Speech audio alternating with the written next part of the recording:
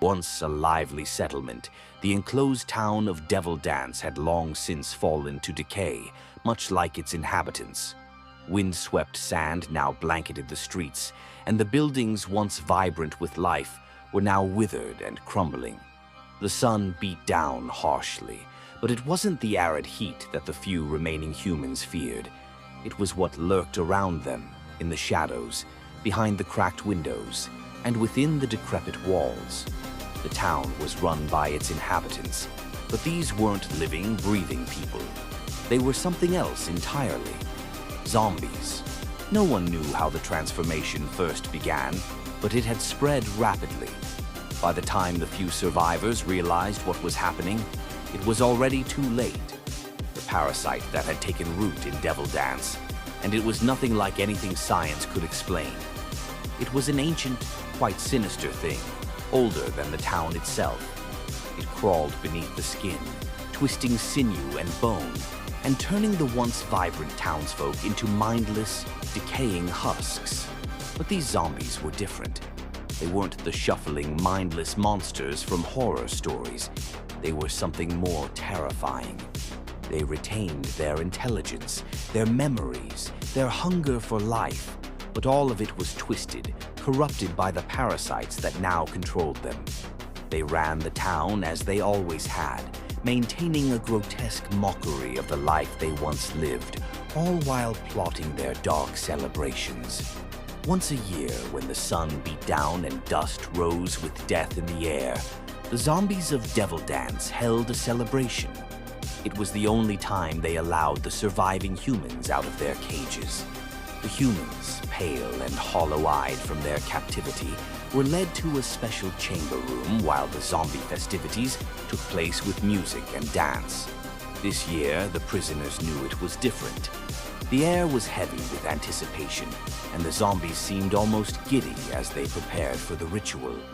The prisoners, shackled in chains, were forced into the old town hall, a building that had once been a place of community and laughter. Now it was a tomb, its walls thick with dust and the memories of the dead. Inside the town hall, a long, narrow room awaited them. The table in the room was lined with dozens of small, round containers. The room was filled with the quiet sound of something moving, a soft rustling that gave the anticipation of pure horror. It was the sound of the parasites writhing in their containers. These small, wriggling creatures were the source of the plague that had turned Devil Dance into a nightmare. Preserved in a state of suspended animation, they waited patiently for the chance to spread their infection once more. The lead zombie, once the mayor of the town, now a decaying figure with a distinct skull face, stepped forward. His eyes, clouded and lifeless, still held a spark of cruel amusement. With shaking hands, the men opened the containers. The transformation began almost immediately. The men felt an overwhelming hunger, a gnawing, insatiable need that grew stronger with every passing second. They screamed, but the sound was drowned out by the cheers of the zombies, who danced and laughed, celebrating their new brethren. The music, once joyful and lively, now had a twisted, nightmarish quality, echoing through the halls like a dirge.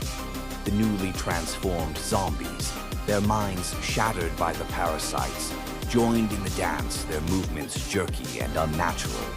The zombies' celebration was a grotesque parody of life, a reminder of what they had once been. But there was no joy in it, only despair, and the knowledge that the cycle would continue until no humans were left in Devil Dance. As the day wore on, the music grew louder, more frenzied, as if the very town was feeding off the despair of the newly turned. The men, now fully transformed into zombies, no longer screamed.